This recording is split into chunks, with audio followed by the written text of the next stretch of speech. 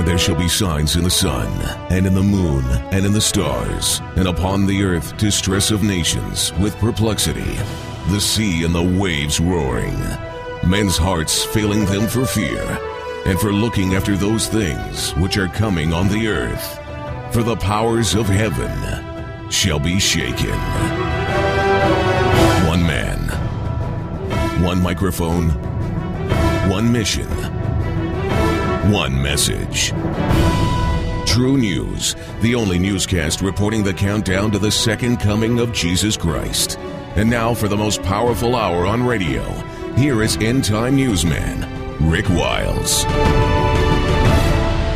This is True News, 1 hour of uncensored news, views, and commentary. Welcome to the program. I'm Rick Wiles. Today is Tuesday, December 9, 2014. School safety expert Wolfgang Halbig will join me in 11 minutes to discuss the discrepancies in the official storyline of the Sandy Hook school massacre. He'll also tell us about some threats that he has received to stop him from investigating the real story behind Sandy Hook. A U.S. Senate report released today says that the CIA carried out brutal interrogations of al-Qaeda suspects in the years after the September 11 attacks in the United States. The report, compiled by the Democrats on the Senate Intelligence Committee, said that the CIA misled the Congress and the American people about what it was doing. The information the CIA collected failed to secure information that stopped any threats, according to the Senate report. Now, the CIA insisted that the interrogations did save lives. CIA Director John Brennan said, quote, "The intelligence gained from the program was critical to our understanding of al-Qaeda and continues to inform our counterterrorism efforts to this day," end of quote. Now, the program was known internally as rendition, detention, and interrogation. It took place between the years 2002 and 2007 during the presidency of George Bush and Vice President Dick Cheney. Of course, that's when the famous waterboarding technique was started. At least that's when it was made known. Perhaps the CIA was using the technique before that. But waterboarding became a common word in the American language, as did interrogations and torture. They were subjected to a variety of harsh interrogation techniques, including forced rectal feeding and hydration. I don't even want to go there and figure out what that was all about.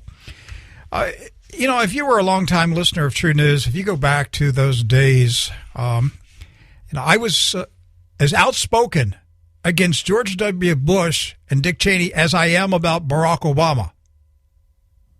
I didn't spare them any grief either. And I was telling our audience in 2002 and 3 and 4 and so forth that this country was being changed fundamentally, that torture was being introduced to the American people. Our minds were being conditioned to accept torture of other human beings. We're Americans. We don't torture people. But it was being introduced into this country by the Bush administration, by the intelligence agencies, and by the neocons that were in control of the Bush administration. And the neocons are really just another word for Trotskyites, because there was a bunch of communist Trotskyites who were in the Bush administration who had their allegiance to, dare I say it, to Israel, to orchestrate a lot of wars in the Middle East. Oh, I said it. I'm going to get in trouble. But it's the truth. And I will say what I said 10, 12 years ago. The torture techniques introduced into the United States came from the Mossad, the Israeli intelligence organization. They fundamentally changed the United States of America. Last week, I posted on TrueNews.com an article that I discovered on a television news website in India. It said that ISIS jihadists were bragging that they had acquired uranium stolen from the Mosul University in Iraq, and that they hope to someday use it as a radiological dirty bomb. The site intelligence group published a report yesterday that says that an ISIS weapons maker tweeted that a radioactive device has been smuggled into an undisclosed location in Europe. Now, some of you may recall that last summer I remarked that it was really easy to see how the movie script would play out regarding the sudden and mysterious surge in illegal immigration of the immigrants pouring over the Mexican border into Texas. I said something like, 6 months from now, there will be a dirty bomb released and we'll be told that the device was smuggled into the country during the summer when all the illegals were crossing over the border. So as of today, the make-believe movie news script is telling us that there will be a radiological dirty bomb attack in Europe soon. And I promise you, it won't be very long until we're told that a nuclear device has been smuggled into the USA also. Why? Because the financial system is ready to collapse.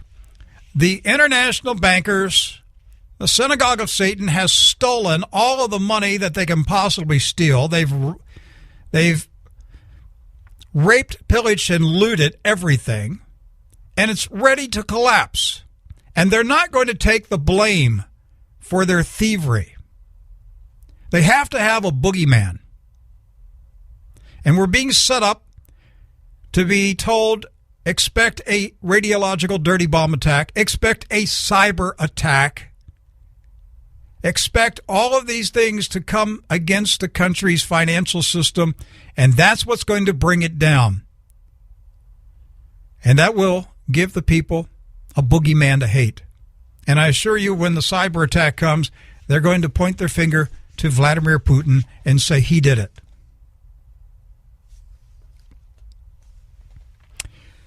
Well, when Barry the jihadist Obama signed his illegal immigration executive order, Dr. Jim Garrows remarked online that somebody should ask to see the actual document. He just put it out as a tweet.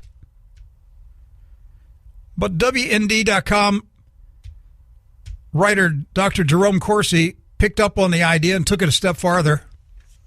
Dr. Corsi asked the National Archives and Records Administration in Washington about the document.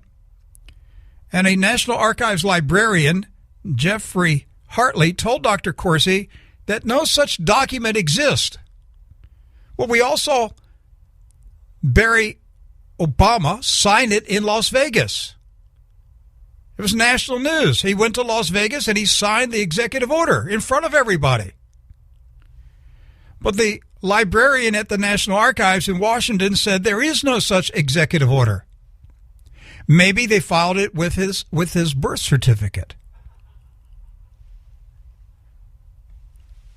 Hartley told Dr. Corsi, as I indicated, it would appear that there is not an executive order stemming from the president's remarks on November 20 on immigration. Hartley said that neither of the executive orders Obama signed in Las Vegas the day after his announcement to fulfill his plan to defer deportations and grant work permits to up to 5 million illegal aliens.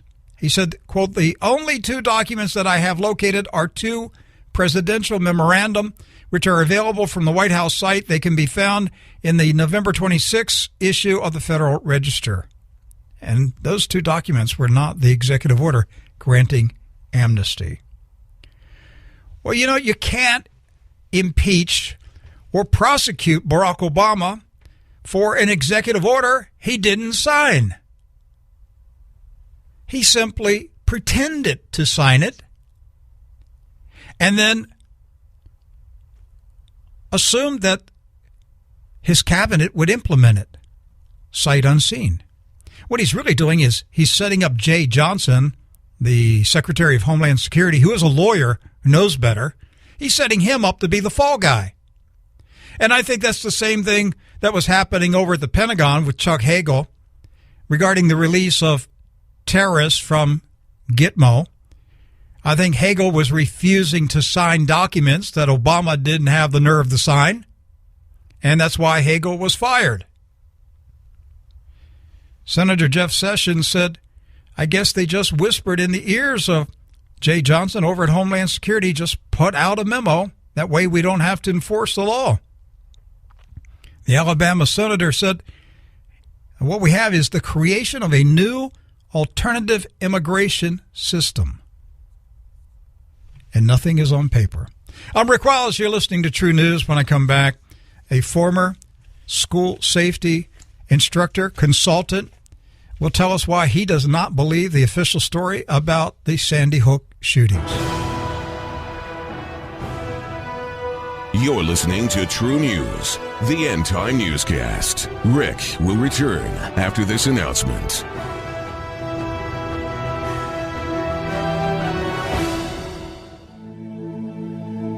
This is Max McLean. What was God's motivation for showing us mercy?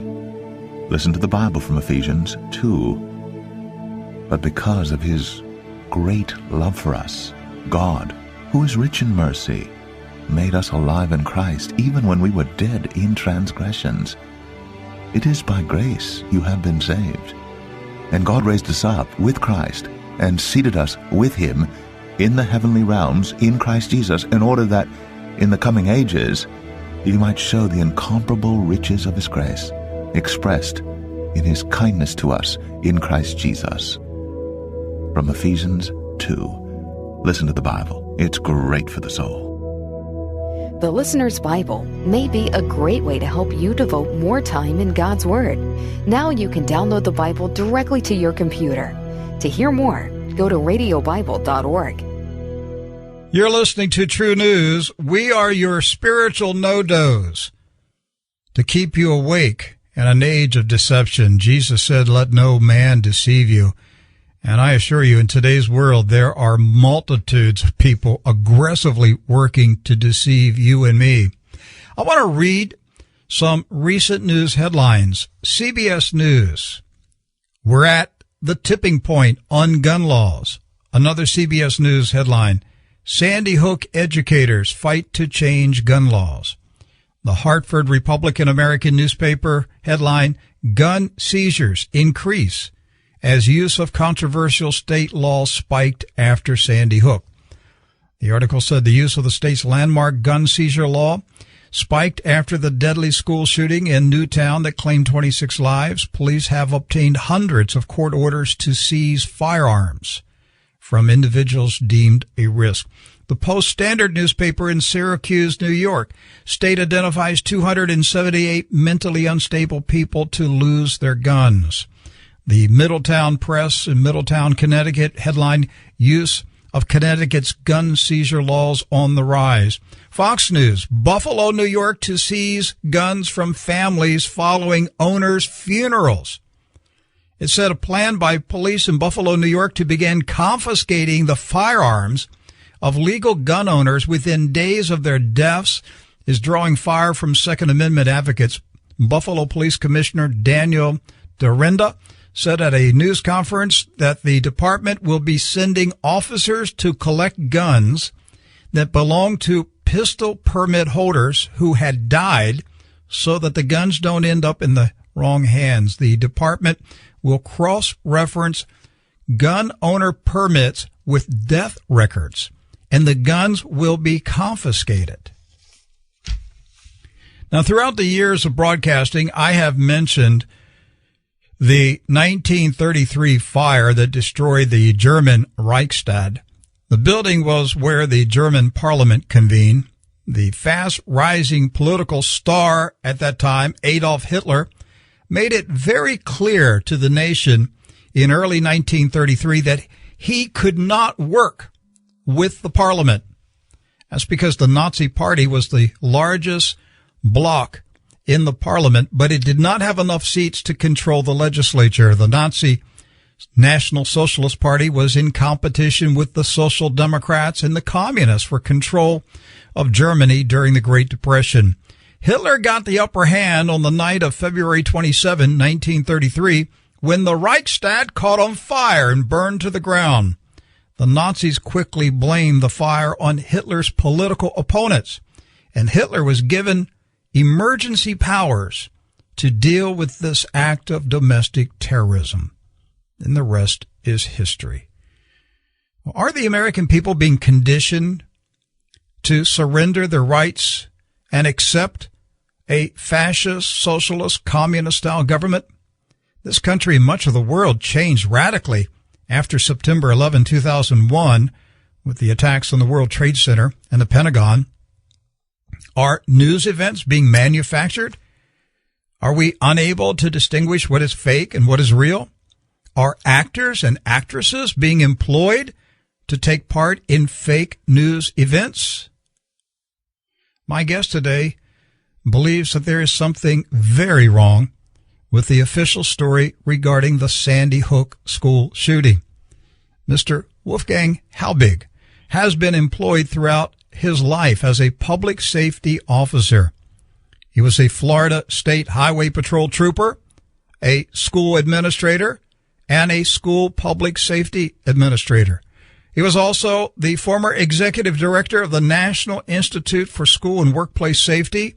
As a nationally recognized school safety and security expert and consultant, he provided safety training and school security assessments for more than 8,000 public school districts nationwide in the United States. Regarding Sandy Hook, he has posted his findings on the website sandyhookjustice.com. This is his second time on TrueNews. Wolfgang Halbig, welcome back to the program. Thank you, Rick, for having me back with y'all. Yes, sir. We're going to talk about whether news is being manufactured. In particular, we're going to talk about the Sandy Hook tragedy, whether some of that or all of it was a carefully orchestrated disaster, calamity.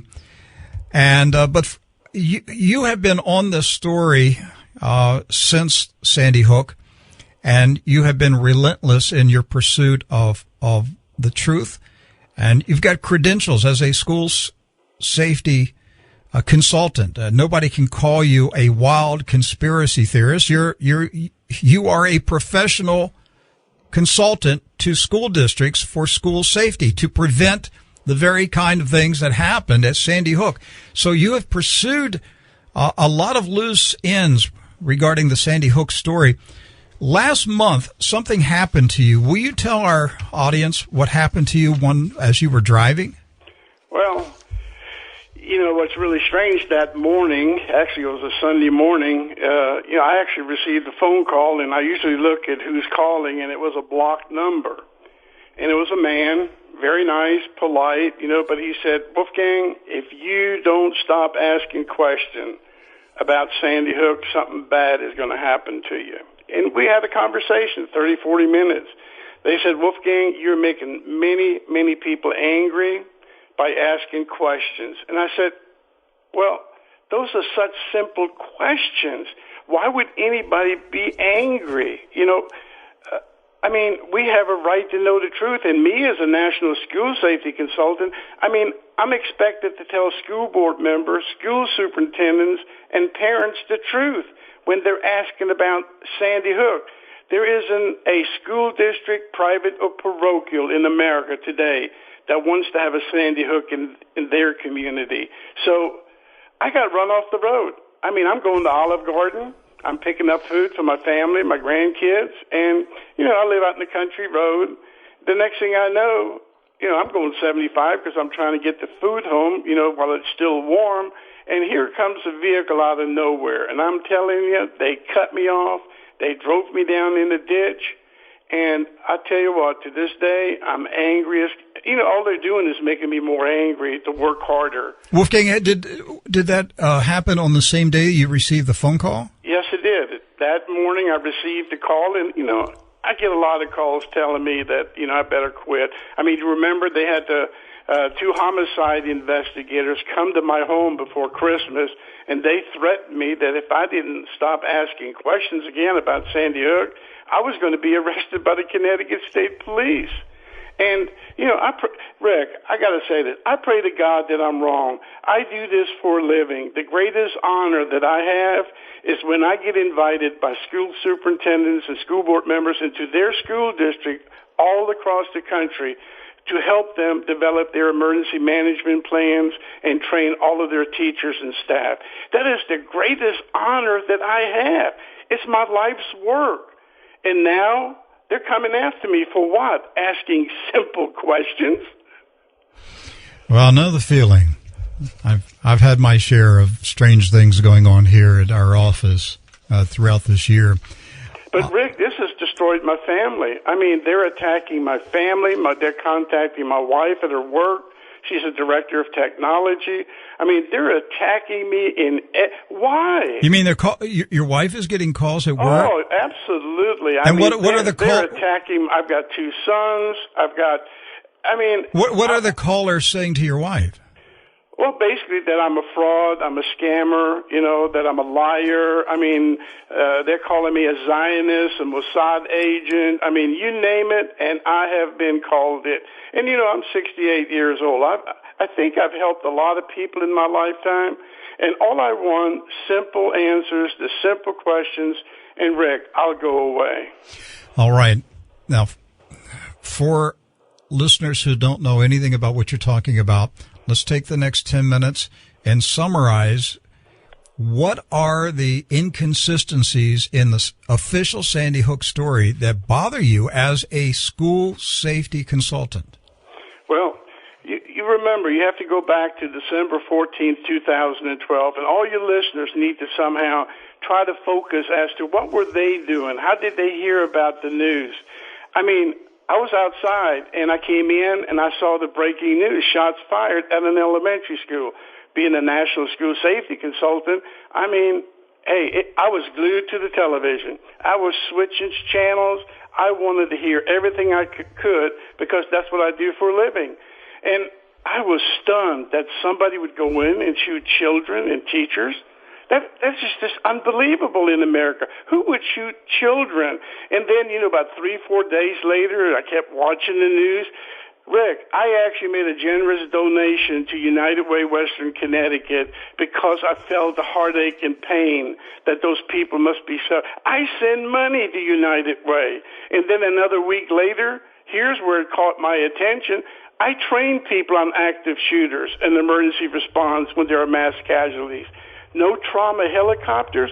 I want to know who the incident commander is on that day who decided not to call for those trauma helicopters that has the best and quickest medical services that a child or a teacher could get, Rick. How could you not even pick up the phone and call? Well, that's a good question. That's somebody's child. It's a loved one's teacher. It's a principal. It's a psychologist. They're in the school, and somebody could save their life. They might be clinging to life. What happens in the first 10 minutes of a school shooting is so crucial. And then for someone, I actually called Lifestar Helicopter to make sure that I wasn't crazy. They even said, we were surprised that we never, ever received a phone call. So it validated what my concerns were. And they fly out of Hartford, Connecticut. They could have put, trauma doctors on board. They could have done so many things. But for someone on that morning not to pick up the phone and call them, that's negligence. Well, Wolfgang, if I'm assuming that if there is a tragedy, a bridge collapse, a multi-vehicle pileup on the interstate or whatever, and there are a lot of fatalities there, a lot of injuries, it would seem to me that the dispatcher at 911 would automatically, without thinking about it, call for the trauma helicopters to come in. Those should be your protocols. Those should be established within your training. And, Rick, you can always turn them away. I was a state trooper in Miami. Rick, I worked in Miami in days when we didn't have a paramedic or EMTs. They didn't even exist. There were no such thing as trauma helicopters. There were no such thing as trauma centers. There were no such thing as jaws of life. So I've lived it. I've seen death. I've touched it. So many times. I understand what people must be going through in Sandy Hook if it really did happen. Have you researched to find out what the official protocol is in Sandy Hook for such tragedies? Yes, I have. All you have to do is go to the Connecticut Pediatric Protocols for Children with Gunshot Wounds. It tells you that, the highest priority naturally when you have an active shooter in a school, the highest priority today, because we learned from Columbine, is to get in there, don't wait for SWAT, neutralize the shooter, neutralize the threat. Once you've done that, Rick, you get every bit of the medical services that you can to save those children and teachers. Rick, they never even let the paramedics and EMTs inside the school all day long. And this is in their sworn police affidavits. Oh, wait a minute. Why would you not let the paramedics and EMTs in there to help the kids?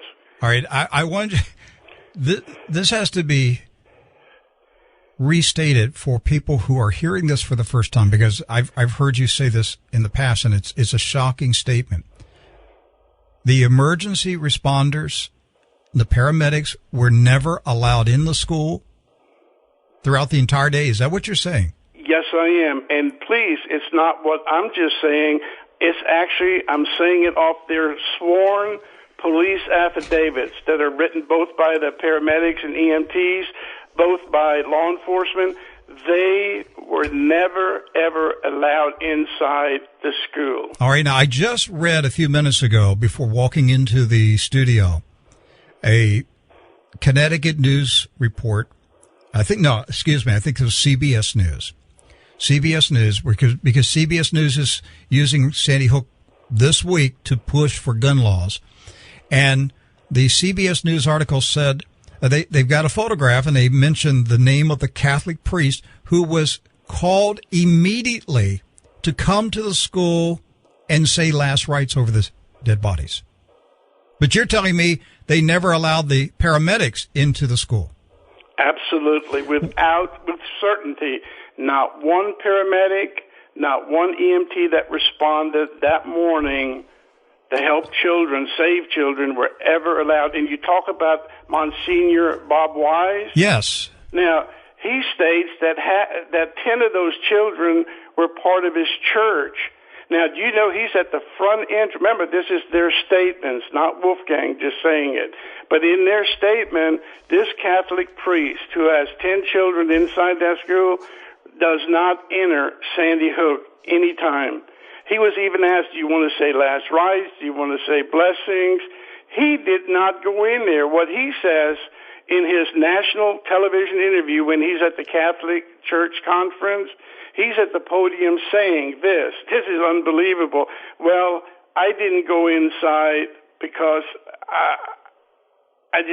I wasn't ready to do that. I wanted to go to the firehouse and comfort the parents who were grieving. Well, how does he know who's grieving? We don't even know who's dead yet. Wait a minute. I wish I had brought the article with me, because what I recall reading a few minutes ago is that he said there were bodies everywhere. He never, I have the videotape. He never, ever entered the Sandy Hook Elementary School, Rick.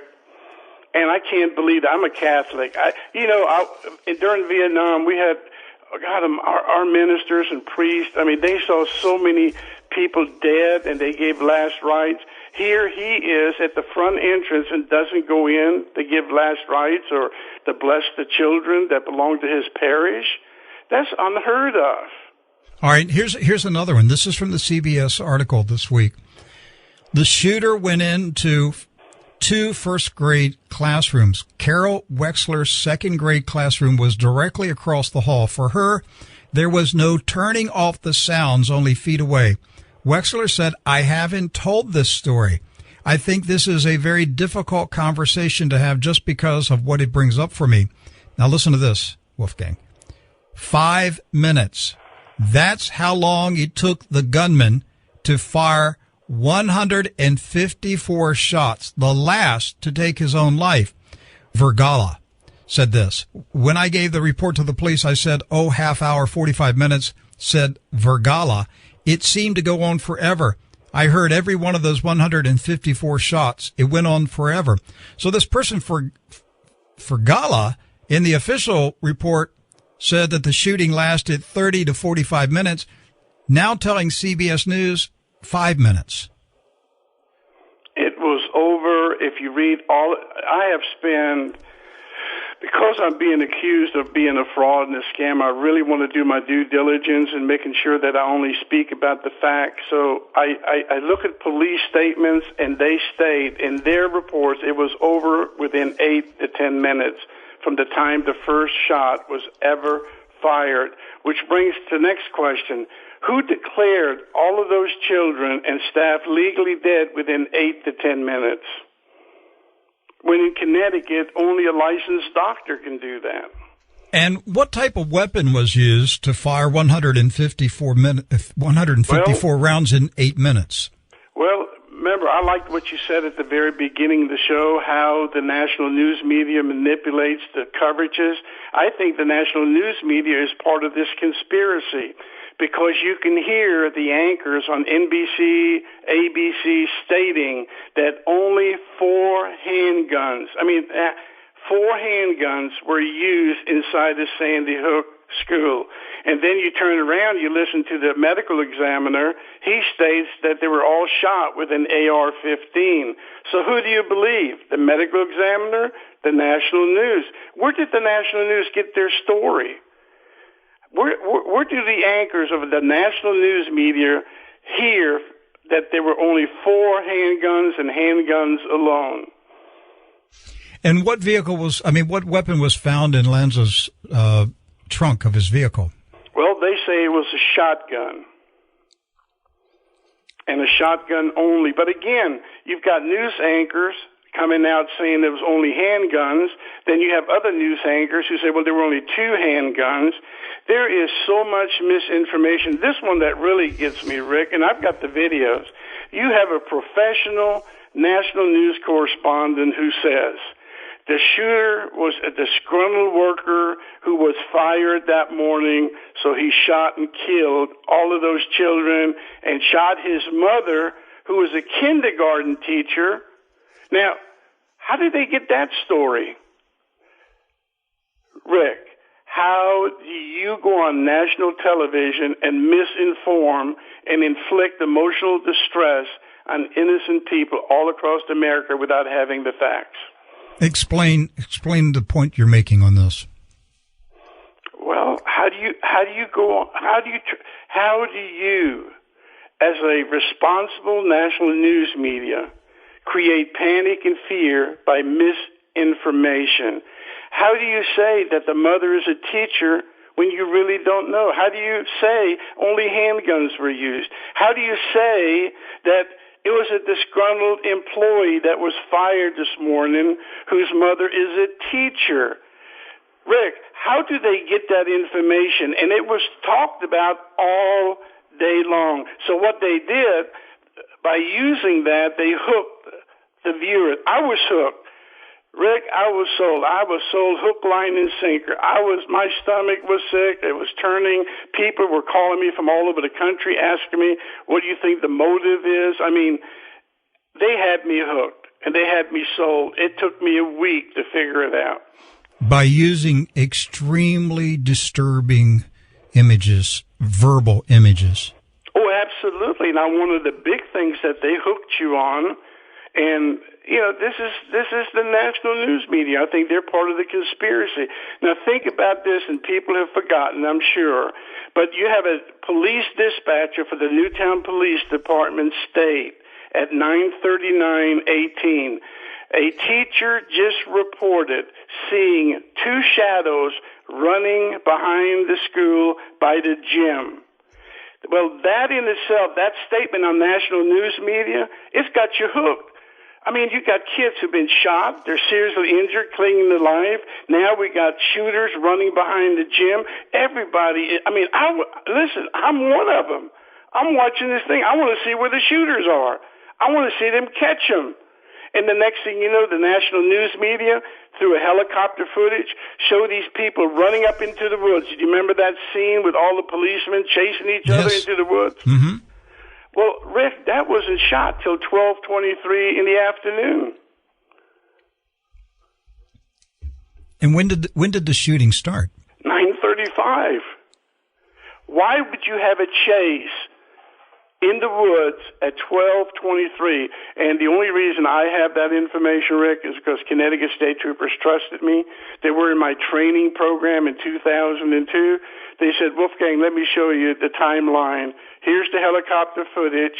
And the reason I know it's true, because as soon as Governor Malloy showed up at the fire station, the helicopter, the camera switched over to Malloy, him entering the firehouse at 12:27. What do you think is the explanation for the 3-hour delay from the time of the shooting started? I'll be honest with you, I think it's a scripted event. It's an illusion. I think it was probably shot the day before. I don't think it actually unfolded as they say. The problem is I've been trying to get this information through the Connecticut Freedom of Information. Did you say you think all this happened the day before? I think so. I truly believe. I don't think this could have happened all on December 14th. The pictures that Shannon Hicks took from the Newtown Bee, there is no way they could have been taken that morning at 10:06. Because I have the pictures that are time-stamped, which shows they could not have been taken at that time. All right, Wolfgang, and I apologize. I don't recall the specifics. You know, if I had. No, it's been a long time. On this. Years. No, I'm talking about another event. It just came to my mind. I've got it in my office. So you don't have to email it to me. I've got it in my office. Okay. Yeah. But several months ago, there was a strange story where a local television news team was covering, I want to say, kind of like a 4th of July event, and they were standing on a public road filming, the community event. And all of a sudden, a police officer shows up and says, surrender the video to us. And there's this showdown between the news crew and the police demanding their video, telling them they have to leave and surrender the video. And it's a very strange story because the local TV station actually reported on it and showed the police officers demanding the video. Well, there's a tiny little clue in what the newsman said. He said, behind us, in the background, is a former state correctional institution. And at the time that we were filming our news event of this community event, there was some type of filming taking place at the prison, which was closed down. Now, that's all he said in that segment. But when I heard it, I immediately thought the reason the police were trying to confiscate the video is because the local television station accidentally caught video image of something being recorded at that prison, and I surmised it is a future news story. They were recording a future news event. I think this is how sick it's become. We're living in a Nazi matrix right now, Wolfgang. The news is fake. They're recording. They are making news events in studios on location and putting this stuff together, and they're driving the country into a Nazi, fascist, tyrannical police state. Well, Rick, I can tell you this right now. I am begging your listeners, if you're police officers, paramedics, or EMTs, search your soul. Dear God, don't let this thing unfold the way they say it did. Because guess what? We need you now more than ever in telling the truth. These police officers, you're smart. You know when people are being tricked.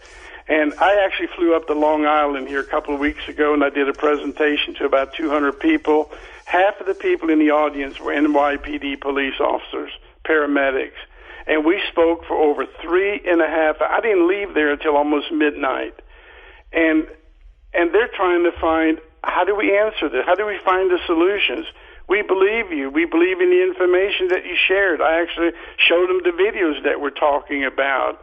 But people today are afraid for some reason to really stand up. And I don't know. I just don't know what that, Wolfgang, reason is. I mean, yeah. We have children. Dear God, I mean, this is America. People died for this country, and to let the government do what they're doing to us?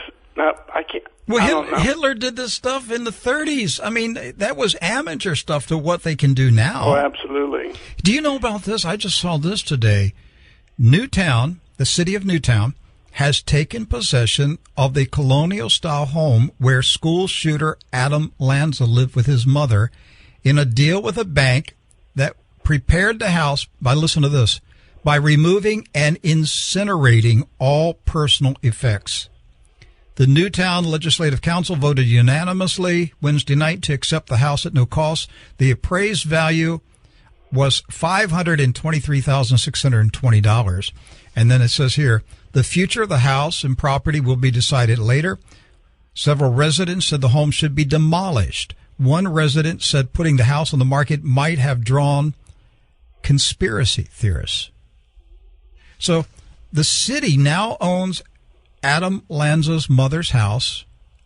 They incinerated everything in it that belonged to him and his mother. And now they're talking about demolishing a $500,000 house. What is this all about? It's the same thing as destroying the school within the quickest time period I've ever seen. I mean, I was at Columbine. You know, it was the most horrific and heinous crime scene that anyone could have ever imagined. That media center had blood, bodily fluids, brain tissues everywhere. The cafeteria was full of soot. I mean, they blew up bombs and fired rounds. But you know what? They didn't tear down Columbine. What they did, they rebuilt it the best way they could so these kids that are attending the schools there now could have a nice environment in which to learn, a nice school safety class. Yeah. The tragedy still lives there. We're going to always remember it, but we didn't tear down the entire school. In Sandy Hook, you only had 2 classrooms that were affected, and they tore down the entire school and shipped it across state lines. Why? Wolfgang, also, I want to ask you if you have any newer information or revelation about the mysterious behavior of parents on television after the event. I'm talking about the odd behavior where you see the one father smiling, grinning, and then as he's brought before the camera, he immediately goes into tears. Was he an actor? Well, let me say this to every one of your listeners. Put yourself in his shoes if you're a dad. Think about this. That's your child who just died, shot 3 to 11 times. Now, I want you to look at that man. Is that you? You would never, ever come on national news and talk about it. And here's the other thing is that people don't even see. Go look at his account. He opened up a Facebook account on December 14th, 2012 that raised money supposedly for his dead daughter. Now, what parent who just lost a child, the most difficult, oh my God, I don't even know how to say this. I mean, I can't imagine me losing my little baby. And then that day, open up a Facebook account. On the same day? Yes, I've got the picture of it. Opened up a Facebook account and started a fundraising account on December 14th, 2012. It's actually in the books that I forwarded to you. You can see it. Nobody would do something like that. No parent. They would never appear on national news. They would not open a fundraising account for their daughter on the day of their child's death. You would be so distraught that you would be a basket case. Nobody, I mean, you couldn't even face your neighbors, let alone face television news cameras. No, and Rick, how do you open up an account on 12/14/2012 when the parents were not officially notified until Saturday morning of their child's death? It just doesn't make sense. And I just hope that every one of your listeners across America, search your heart, search your soul. I mean, they had me hooked. I paid money. I not only donated once, I donated twice. Halbig, there are websites and videos that allege that some of the Sandy Hook parents, the faces of the parents, have been seen in other news events in other parts of the country. Is there any truth to that? Well, I haven't had time to chase that down. I can tell you this. Today, as of today, I've got sworn police affidavits of 20 Connecticut state troopers who falsified their sworn police affidavits. And you know what that means? Those are all felonies. I have no less than 10 Newtown police officers who falsified their own sworn police affidavits, which are felonies. Now think about this. I'm a former Florida state trooper. When I write a police report and I give a testimony and I write those affidavits, I know that I can go to jail for lying. How do you know they're falsified? Well, number one, they're not true. How can you, I've sent you a picture, how can 16 Connecticut state troopers, highly trained, crawl through that shot-out glass window on December 14, 2012? Can you picture 16 highly trained Connecticut troopers entering the school through that shot-out glass window that's 42 1/3 inches high, 35 1/3 inches wide? Well, if one made it through, why wouldn't he just unlock the door? There you go. The Three Stooges would even do that. Those are all lies, they're inconsistent. And here's the other thing, which makes it even more, which verifies it. You know who the first responders were with Newtown police.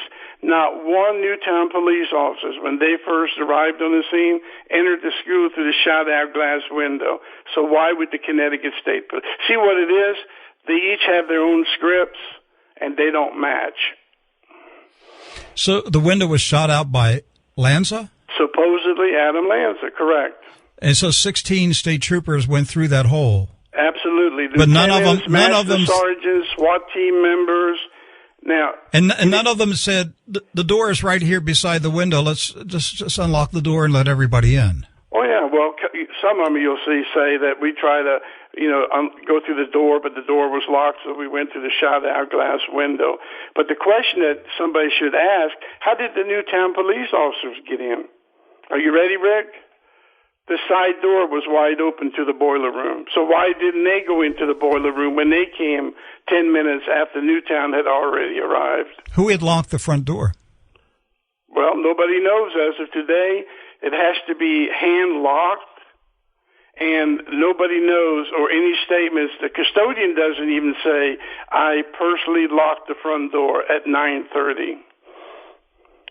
There's so much misdirection, so much misinformation, and I think when you got the Newtown police, they have their script. You've got medical services have a script. Connecticut police have their script. And when you go to Sandy Hook Justice, just read the scripts for yourself. Judge for yourself. It does not work. Halbig, one of the things I saw after the shooting was the center where the parents were told to go, to get information. And from what I saw from an aerial shot, there was a long line of parents going in the door, single file, walking into the door. But there was one photograph that showed them coming out the back door and making a circle and coming back and getting in line again. It was like they were just rotating around so the cameras could record it. Did you ever see that photograph? Absolutely. And, Columbine and every shooting that I've been an expert witness in, whether it's Bethel, Alaska, Jonesboro, Arkansas, do you know where those parents are? when there is a shooting at your child's school, whether it's a high school, middle, elementary school, when you're that parent, you're not going to be walking in a circle. You're going to get down there to that school as close as you can, and you want to do whatever you can to get your child out of that school. How does Shannon Hicks, who took that iconic picture, get down there into the parking lot, but the parents are walking in circles at the firehouse? This is Halbig, your child. Let me tell you. This is your baby. As a dad, the cops would have to physically restrain me. Thank you. Are you ready? This is all you have to do. Look at this event as if you were the parent and that was your child that day in that school. How would you react? Would you talk to the news media knowing your child's dead? No, you wouldn't. And then the biggest thing is, the thing that really upsets me as a parent is that after you find out your child has been seriously injured and maybe died, when they go to the morgue, they're not allowed to touch their child ever. They're shown a picture, and they identify their child via a picture that the medical examiner's photographers took. Rick, they would have to tie me down to a chair. I'm going to tell you what. I will be with my child. I will not let my little first-grade girl or boy lie on that steel table by themselves and leave this earth by themselves. I can't allow that to happen, and I know every parent would never allow that to happen. And what would be the justification for preventing the parents from having a last visit with their dead child? It was too gruesome. They wanted to save the parents' pain and heartache. They didn't want to see the child with 3 bullet holes in him. But then here's the question. Why show them the picture? Precisely. Why show them the picture? I mean, if it's that gruesome, you could have covered the body up to the neck and let them see their babies and kiss them, touch their hair, hug them. Rick, it just... Halbig, I got two minutes remaining. What do you think's happening? What's going on? What's this game about? This game is not about guns. It's not. This game is about mental health. Anyone today who dares question Sandy Hook is now perceived to have serious mental health issues, and I can prove that.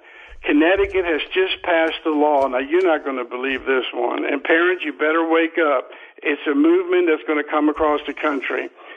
If you are homeschooling your child because you believe you can do a better job as a parent and you don't believe in public schools, now Connecticut is requiring the parents and the child to have a mental health examination before they're allowed to be homeschooled. Rick, what kind of country is this to now?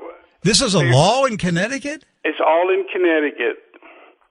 And you know what? They're using Sandy Hook as the catalyst.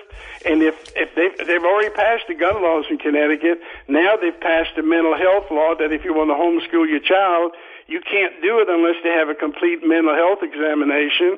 And then guess what? If the doctor finds that they have an issue, they're going to prescribe medication.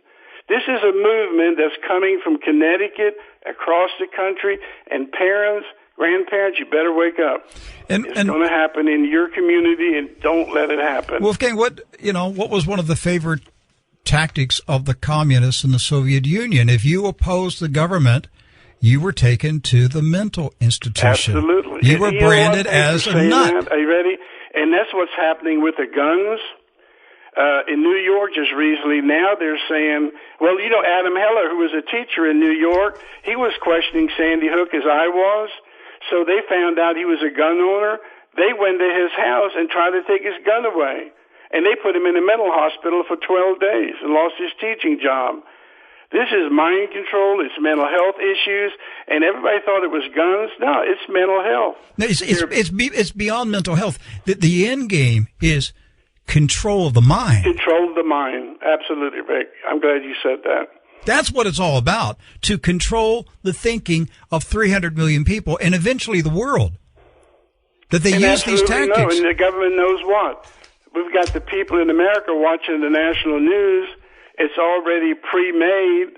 And so, they're brainwashing the American public via the news. Reality is whatever the news media tells it is. Yep.